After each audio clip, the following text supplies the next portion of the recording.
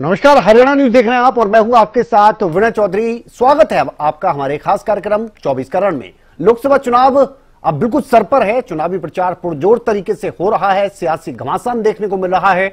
चुनावी बेला में सत्ताधारी भारतीय जनता पार्टी की तरफ से 400 पार का नारा दिया गया है, तो वहीं विपक्षी दल सरकार को घेरने में लगे हुए हैं। पूरे दिन किस तरह से यह राजनीतिक घटनाक्रम रहा, चुनावी घटनाक्रम रहा, इस कार्यक्रम के जरिए आपको दिखाएंगे।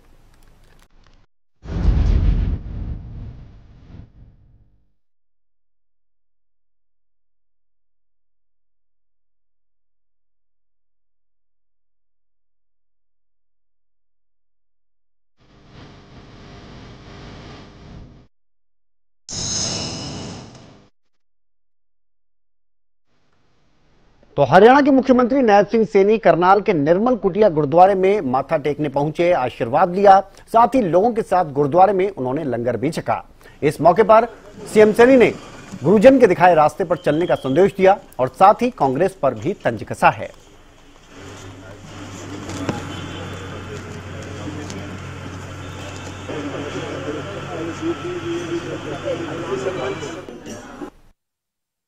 मेरा ये परम सौभाग्य है कि आज संत निक्का सिंह जी की निर्मल कुटिया में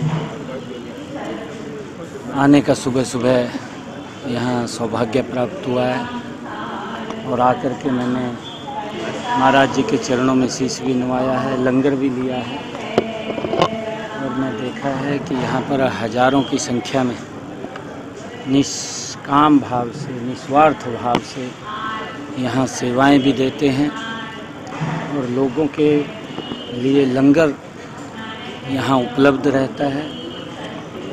ये ऐसा यहाँ स्थान है जिसकी बड़ी मान्यता इसकी है, जिसमें लाखों की संख्या में इसके अनुयायी हैं, वो जुड़े हुए हैं। आज मुझे यहाँ आने का अवसर मिला है संत निक्का सिंह जी की इस निर्मल कुटिया पर।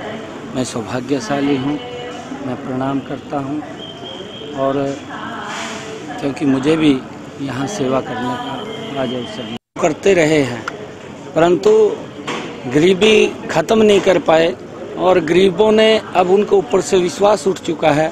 अब तो एक ही व्यक्ति के ऊपर विश्वास है, वो नरेंद्र मोदी। वहीं करनाल पहुंचे पूर्व सीएम मनोहर लाल ने इंडिया गठबंधन पर निशाना साधा। उन्होंने कांग्रेस की लिस्ट में हो रही देरी को लेकर भी तंज कसा है। आज भी देखा है कितना बड़ा उत्साह, भारी उत्साह आम जनता में, यानी आम जनता भी ये कहने लग गई है कि इस सीट के ऊपर भारी मतों से विजय होगी। अब जहां मैं जाता हूं, चाहे लोकसभा करनाल हो चाहे अन्य लोकसभाएं हो, सभी तरफ ऐसा वातावरण बना है और एक ऐसी लहर चल रही है, मोदी लहर, कि इसके ऊपर कुल मिला करके हमको पूरा भरोसा है बड़ी मार्जिन से 10 की। मैं तो चाहता हूं जल्दी हो जाए, थोड़ा मैदान में लड़ाई का मजा बढ़ जाएगा, अभी तो मजा ही नहीं आ रहा। उधर हरियाणा में कांग्रेस के उम्मीदवारों को लेकर सस्पेंस लगातार बढ़ता जा रहा है। आगे कांग्रेस की जो लिस्ट है वो अभी फाइनल नहीं हो पा रही है। लिस्ट के जारी न होने को लेकर बहुत सारे सवाल खड़े हो रहे हैं और लिस्ट को लेकर कांग्रेस की केंद्रीय चुनाव समिति की बैठक भी होनी थी जो स्थगित हो गई। हालांकि ये बताया जा रहा है कि आपसी सहमति जो हरियाणा कांग्रेस के नेता हैं उनकी नहीं बन पा रही है और शायद यही वजह है कि ये जो लिस्ट है वो सामने नहीं आ पा रही।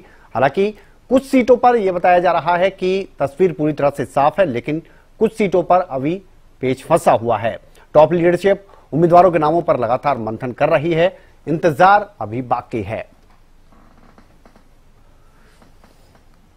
तो हरियाणा कांग्रेस की लिस्ट जो ये माना जा रहा था कि 1 से 2 दिन के अंदर सामने आ जाएगी, लेकिन वो अब तक सामने नहीं आ पाई है। कुछ सीटों को लेकर यह माना जा रहा है कि तस्वीर पूरी तरह से साफ है, सहमति बन चुकी है, लेकिन कुछ सीटों पर पेच फंसा हुआ है और शायद यही वजह है कि लगातार ये जो सस्पेंस है हरियाणा कांग्रेस के उम्मीदवारों की लिस्ट को लेकर वो आगे बढ़ता चला जा रहा है, वो खत्म होने का नाम नहीं ले रहा है। बैठकों का जो दौर है वो देखने को मिल रहा है बार बार, लेकिन हरियाणा की अगर बात की जाए तो उसे लेकर तस्वीर साफ नहीं हो पा रही। एक बैठक आज भी होनी थी सीईसी की, लेकिन वो स्थगित हो गई और ये माना जा रहा है कि अभी शायद थोड़ा और इंतजार हरियाणा कांग्रेस के उम्मीदवारों की लिस्ट को लेकर करना होगा। अमित तिवारी हमारे पॉलिटिकल राइटर हमारे साथ जुड़ गए हैं। अमित जी, क्या लग रहा है कि ये जो हरियाणा कांग्रेस के उम्मीदवारों की जो तस्वीर है वो साफ क्यों नहीं हो पा रही, इतना समय क्यों लग रहा है? जी विनय, सबसे अहम बात है कि इसके पीछे वजह क्या है। देखिए, लगातार बैठकें हुई है, कभी स्क्रीनिंग कमेटी की बैठक, कभी सीईसी की बैठक है, आज वर्चुअल बैठक होनी थी तो वो भी स्थगित हो गई। तो ऐसे में एक बड़ा झटका जो है वो कांग्रेस को इस बात का लग रहा है कि जन विश्वास जो है उन पर टिक नहीं पा रहा, और एक गुटबाजी ही सबसे बड़ी चुनौती यहाँ नजर आती है, जिस वजह से कांग्रेस की लिस्ट में लगातार देरी हो रही है, और खासतौर पर हरियाणा के मामले में। देखिए, एक तरफ से भारतीय जनता पार्टी ने शुरुआती बढ़त जो उम्मीदवारों के ऐलान के जरिए की थी, वो बढ़त अभी तक लगातार उनकी बनी हुई है, और दूसरी ओर प्रचार में भी वे आगे हैं। न केवल मुख्यमंत्री नायब सिंह सैनी प्रचार में जुटे हुए, पूर्व मुख्यमंत्री मनोहर लाल जुटे हुए हैं। तो ऐसे में एक बड़ी चुनौती कांग्रेस के लिए प्रचार करना फील्ड में, वो एक बड़ी चुनौती रहेगी। और उससे पहले एक जो सबसे बड़ी चुनौती है वो गुटबाजी के चलते जो उम्मीदवारों के ऐलान का नहीं होना। और अभी भी देखिए, कभी कहते हैं कि 6 सीटों पर सहमति बन गई है, 3 पर नहीं बनी है, कभी 4 पर नहीं बनी है, कभी पैनल में 1 नाम की सिफारिश की जाती है, कभी 3 नाम आ जाते हैं पैनल में, और लगातार केंद्रीय नेतृत्व भी उन बैठकों में शामिल रहा है। बावजूद इसके अगर सूची का फाइनल ना हो पाना कहीं ना कहीं कांग्रेस की रणनीति को कमजोर करता है और गुटबाजी की मजबूती दिखाता है कि अलग अलग धड़ेबंदी जो कांग्रेस में है, उस वजह से ही देखिए, एक तो रणजीत सुरजेवाला और कुमारी शैलजा, वो चाहते हैं उनके लोग जो है उनकी उम्मीदवार फाइनल हो, उनके नाम अपने हिसाब से बने। इधर से हुड्डा गुट चाहता है उनके नाम से हिसाब से फाइनल हो। और सबसे अहम बात देखिए कि न केवल बैठकें चल रही है, बल्कि जो दूसरे नेता है, किरण चौधरी की बात करें, वे खुद सोनिया गांधी से मिलने पहुंची हैं। इससे पहले कैप्टन अजय यादव मिल के आए थे। तो ऐसे में लगातार जो है वो मिलने मिलाने का दौर भी चल रहा है, लेकिन इन सबके बीच अब तक उम्मीदवारों का नाम का ऐलान नहीं होना कांग्रेस के लिए समस्या है, और कांग्रेस के आम कार्यकर्ता इस बात के इंतजार में है कि कब उनका उम्मीदवार आए तो वे अपने चुनाव प्रचार में जुट जाएं। जी विनय, क्या लग रहा है अमित आपको कि ये सुनने में आ रहा है और ये लगभग तस्वीर भी साफ हो चुकी है, कुछ सीटों को लेकर तो तस्वीर पूरी तरह साफ है, लेकिन कुछ सीटों पर पेच फंसा हुआ है। वो कौन कौन सी सीट आपको नजर आती है जिन पर पेच फंसा हुआ है आपके नजरिए से, और क्या लगता है कि यहाँ पर दिक्कत क्या हो सकती है, बड़ी दिक्कत क्या आ रही है कि कई दावेदार है शायद इस वजह से? जी देखिए, कई दावेदार नहीं है। एक तो विनय, सबसे अहम बात है कि कुछ सीटों पर कई दावेदार नहीं कह सकते, केवल 2 या 3, अधिकतम 3 होंगे किसी न किसी सीट पर। और खासतौर पर जैसे गुरुग्राम की बात आ रही थी, भिवानी महेंद्रगढ़ की बात आ रही थी, इन सीटों को लेकर ज्यादा कशमकश चल रहा है। क्योंकि देखिए, कुमारी शैलजा पहले अंबाला से और सिरसा से उनका नाम चल रहा था, लेकिन अब सिरसा से तय माना जा रहा है कुमारी शैलजा का नाम। दूसरी ओर अगर बात करें, भिवानी महेंद्रगढ़ से श्रुति चौधरी का नाम आ रहा था, साथ साथ रावधान सिंह का नाम आ रहा था। तो रावधान सिंह के लिए हुड्डा गुट पैरवी कर रहा है, और दूसरी ओर अपनी जो सीट बचाने की कोशिश में, अपनी उम्मीदवारी को बचाने की कोशिश में खुद श्रुति चौधरी और उनकी माता किरण चौधरी जुटी हुई है। गुरुग्राम से कैप्टन अजय यादव का भी नाम था, रावधान सिंह का भी नाम था, और साथ साथ एक नया नाम जो राज बब्बर का भी आ गया है। फिल्म अभिनेता है, कांग्रेस के नेता हैं, और वे भी, उनका भी नाम चल रहा है। तो ऐसे में इन सीटों को लेकर ज्यादा जो संकट गहराया हुआ है। हालांकि अंबाला में देखिए, वरुण चौधरी का नाम जो है वो तय माना जा रहा है। सोनीपत से भी नाम 2-3 है, करनाल से भी 2-3 नाम तो है, लेकिन अभी भी देखिए, जैसे वीरेंद्र मराठा का नाम आ जाता है, कभी वीरेंद्र राठौड़ का नाम आ जाता है, और सोनीपत में जाए तो वहाँ कभी सतपाल ब्रह्मचारी का नाम आ जाता है, कभी कुलदीप शर्मा का नाम आ जाता है। हालांकि इन्हीं को लेकर देखिए, एक गुट ये चाहता है कि उनका उम्मीदवार आए, दूसरा गुट चाहता है कि उनका नाम आ जाए। बिहार को लेकर ब्रजेंद्र सिंह का नाम आ रहा है, उनके पिता वीरेंद्र सिंह अभी सोनिया गांधी से मुलाकात करके आए थे, और लंबी मुलाकात चली है। और देखिए, औपचारिक मुलाकात लंबी ज्यादा नहीं चलती है, लेकिन यह मुलाकात जो है तमाम सियासी समीकरणों के गुणा भाग को लगाने वाली रह सकती है। अब देखने वाली बात है कि अभी पूरी माथापच्ची चलने के बाद भी निर्णय नहीं हो पाया कांग्रेस में, ऐसे में एक बड़ा संकट है। और अभी आज वर्चुअल मीटिंग थी, उससे पहले ही मल्लिकार्जुन खड़गे की तबीयत खराब हो गई, उस वजह से वर्चुअल मीटिंग भी स्थगित हो गई। तो आखिरकार निर्णय कब होगा? देखिए, जब चुनावी, हालांकि एक सुखद बात हरियाणा के मामले में यह कही जा सकती है कि 25 मई का भी छठे चरण में चुनाव होना है, हाँ तो उनके पास अभी करीब 1 महीने से ज्यादा का समय है। हाँ। लेकिन चुनावी तैयारियों के लिए, तमाम औपचारिकताओं को पूरा करने के लिए और तमाम जो गुट है, तमाम धड़े हैं, उनको संतुष्ट करने की एक बड़ी कोशिश जो है वो करनी होती है कांग्रेस के उम्मीदवार को। ऐसे में उनके नाम के ऐलान का देरी का जितना देरी होगी उतना ही फायदा कांग्रेस को, उतना घाटा होगा और बीजेपी को उतना ही फायदा होगा। जी विनय, क्या लगता है आपको, अब ये जब लिस्ट जो है अगर मान लीजिए सामने आती भी है, देरी हो रही है, तो क्या ये पूरी तरह से जो लिस्ट है वो सारे के सारे 9 नाम सामने आ जाएंगे, या फिर आपको लगता है कि शुरुआत में ये 4 से 5 जिन सीटों को लेकर लगभग सहमति बन गई है उनको जारी किया जाएगा और बाकी के लिए छोड़ दिया जाएगा, अभी कुछ दिन का समय और दे दिया जाएगा? बिल्कुल विनय, आप मौजूदा जो कांग्रेस की राजनीति है और जो सियासी गलियारों में चर्चा है उसके हिसाब से आपका सवाल बिल्कुल सटीक है। क्योंकि देखिए, जिस प्रकार की गुटबाजी इतनी ज्यादा हावी है कि कोई भी नाम फाइनल नहीं हो रहा है। अब जो कहा जा रहा है कि 4, 5, 6 सीटों पर जिसका नाम फाइनल हुआ है तो उनका ऐलान कर दिया जाए।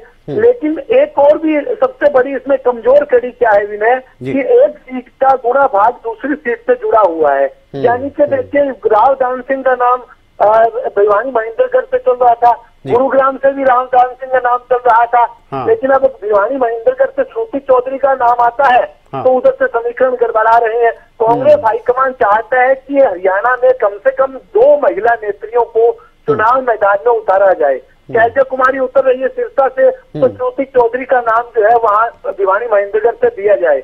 लेकिन दूसरी ओर यही सीटों का गणित जो है गुरुग्राम और दूसरी सीटों को में गड़बड़ी पैदा करता है। तो इसी वजह से ही देखिए, जो नाम फाइनल है वो भी, उनकी भी लिस्ट बाहर नहीं आ पा रही है। लेकिन लगता है कि 5 जो नाम है वो कल या परसों तक संभवतः सामने आ जाएंगे और बाकी के बचे हुए जो 4 नाम और हैं वे फिर दोबारा से एक बैठकों का दौर चलेगा और उसके बाद फाइनल होंगे। अभी तक यही है, बैठकों का दौर खत्म नहीं हो रहा है और फाइनल निर्णय नहीं हो पा रहा है। और इसी वजह से सबसे ज्यादा जो उम्मीदवारों के जो उम्मीदवार हैं उनमें भी निराशा का माहौल है और साथ साथ उनके कार्यकर्ताओं का। और एक बड़ी वजह देखिए, जिन्हें अगर शुरुआत से देखा जाए तो उदय भान प्रदेश कांग्रेस अध्यक्ष बने, तब से लेकर इसी धड़ेबंदी के कारण, इसी गुटबाजी के चलते उनका संगठन का गठन नहीं हो पाया और उसका घाटा जो है समय समय पर देखने को मिला है कांग्रेस को। और देखिए, ना जिलाध्यक्ष बने, ना ब्लॉक अध्यक्ष बने, कोई किसी प्रकार के मोर्चों के अध्यक्ष नहीं है। तो ऐसे में उम्मीदवारों के नाम का ऐलान होने में भी यही सबसे बड़ा संकट जो है गुटबाजी का, और यही कांग्रेस के शीर्ष नेतृत्व के सामने सबसे बड़ी चुनौती भी यही है। जी चलिए, बहुत शुक्रिया आपका इस तमाम जानकारी के लिए और बातचीत के लिए। तो वाकई में ये बड़े ही परेशानी का सबब बन गया है। सस्पेंस खत्म नहीं हो रहा है कि हरियाणा के जो उम्मीदवार हैं कांग्रेस के, वो कब तक साफ हो जाएंगे। ये कहा जा रहा है कि बहुत सी ऐसी सीटें हैं, 9 सीटों में से लगभग 4 से 5 सीटें ऐसी हैं जिनको लेकर नाम फाइनल हो चुके हैं, तय माना जा रहा है। लेकिन अगर 4-5 भी फाइनल हो गए हैं तो बेहतर है कि उनको आगे रख दिया जाए, लेकिन वो भी देखने को नहीं मिल रहा।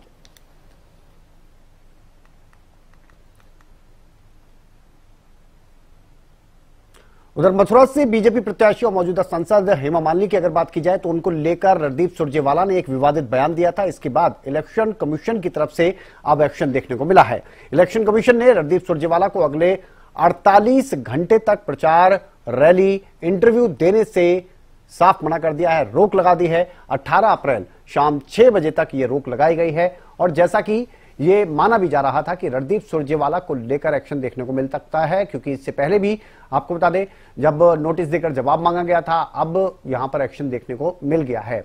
हरियाणा महिला आयोग की तरफ से भी आपको बता दें कि रणदीप सुरजेवाला को नोटिस थमाया गया था, उसके बाद पेश होने को कहा गया था, लेकिन अब यहां पर चुनाव आयोग की तरफ से ही एक्शन ले लिया गया है। यह कार्रवाई देखने को मिल रही है। हेमा मालिनी को लेकर एक विवादित टिप्पणी आपको बता दें रणदीप सुरजेवाला की तरफ से की गई थी और उसके बाद अब अगले 48 घंटे तक वो ना प्रचार कर पाएंगे, कोई रैली को संबोधित नहीं कर पाएंगे, इंटरव्यू नहीं दे पाएंगे।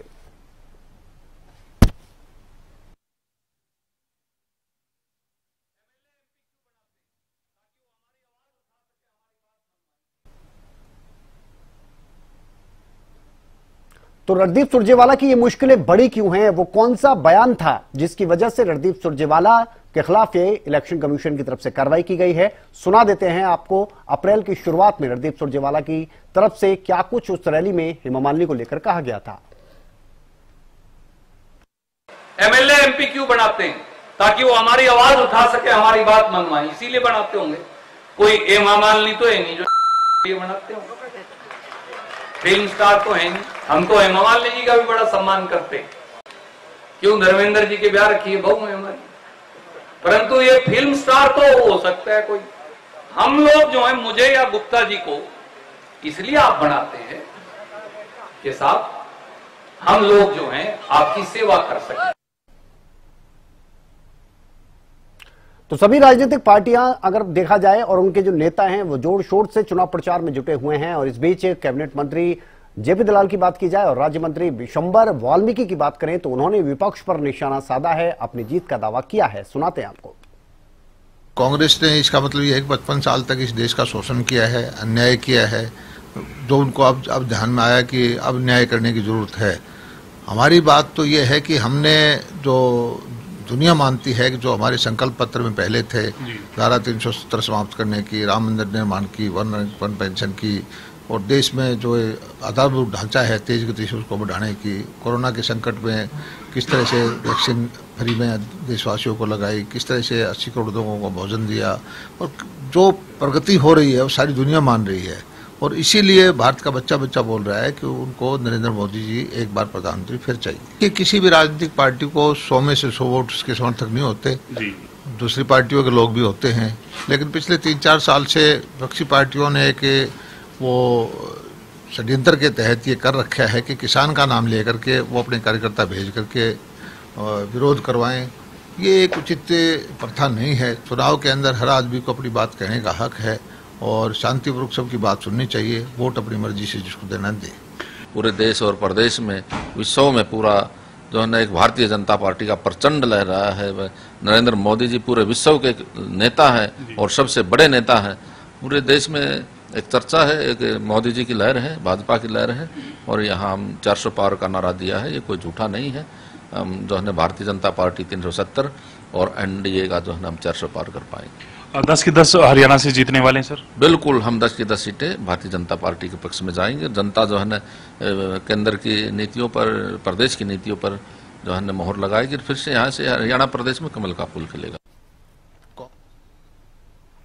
तो हरियाणा में चुनावी माहौल क्या है ये आपको दिखाया। अब जरा देश में चुनावी माहौल क्या चल रहा है ये भी आपको दिखा देते हैं। लोकसभा चुनाव 2024 के पहले चरण को लेकर मतदान 19 अप्रैल को होना है। इसके मद्देनजर राजनीतिक दलों ने चुनाव प्रचार को और तेज कर दिया है। वोटरों को लुभाने के लिए तमाम राजनीतिक पार्टियों की तरफ से बड़े बड़े वादे किए जा रहे हैं।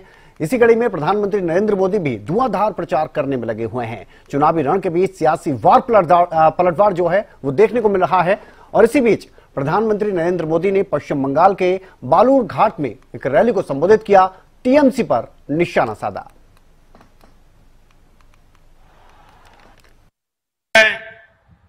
जो दलित, आदिवासी महिलाओं को अपना बंधक बनाकर रखना चाहते हैं, इसी बालूर घाट में 3 आदिवासी महिलाओं ने बीजेपी को ज्वाइन किया था, तो टीएमसी के गुंडे वहां आ धमके थे। टीएमसी के लोगों ने उन महिलाओं को घुटनों के बल बैठाकर माफी मांगने को मजबूर किया।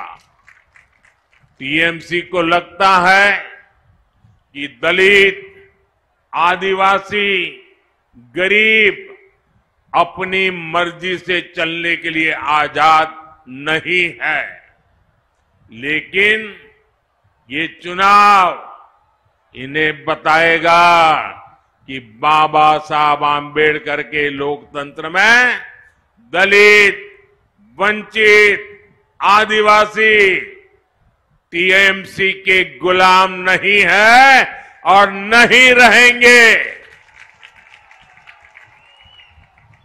आदिवासी महिलाओं को घुटनों पर बैठाने वाली टीएमसी, ये पूरी की पूरी टीएमसी जल्द ही घुटनों पर आ जाएगी।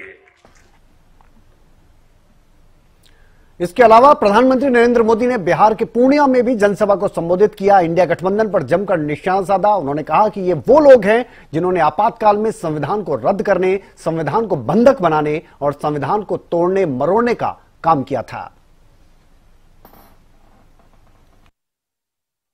वो लोग हैं जिन्होंने आपातकाल में संविधान को रद्द करने, संविधान को बंधक बनाने और संविधान को तोड़ने मरोड़ने का काम किया था।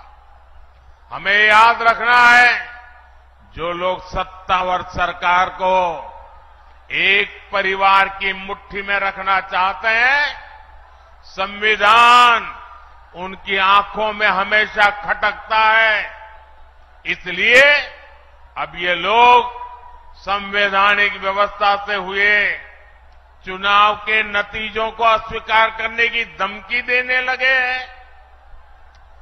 लेकिन इनके मंसूबे कामयाब न हो, संविधान दलित, पिछड़ा, आदिवासी की ताकत बना रहे, इसके लिए हमें एकजुट होकर साथ खड़े रहना है। वो लोग हैं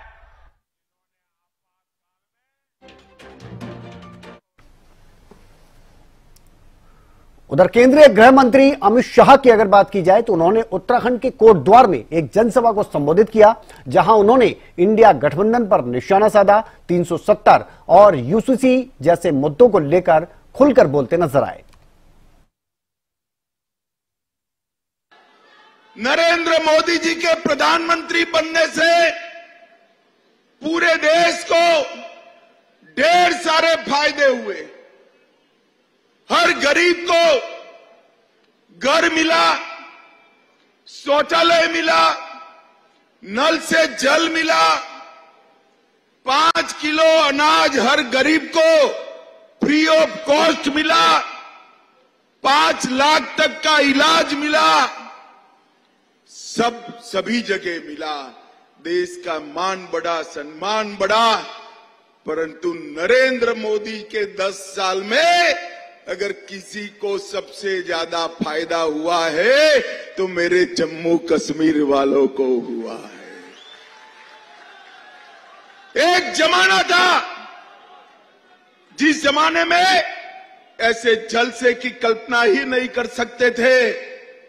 पथराव होता था, गोलीबारी होती थी, बम धमाके होते थे, पाकिस्तान से हड़ताल के ऐलान किए जाते थे और धारा 370 का साया, धारा 370 का मनहूस साया पूरे जम्मू कश्मीर पर था।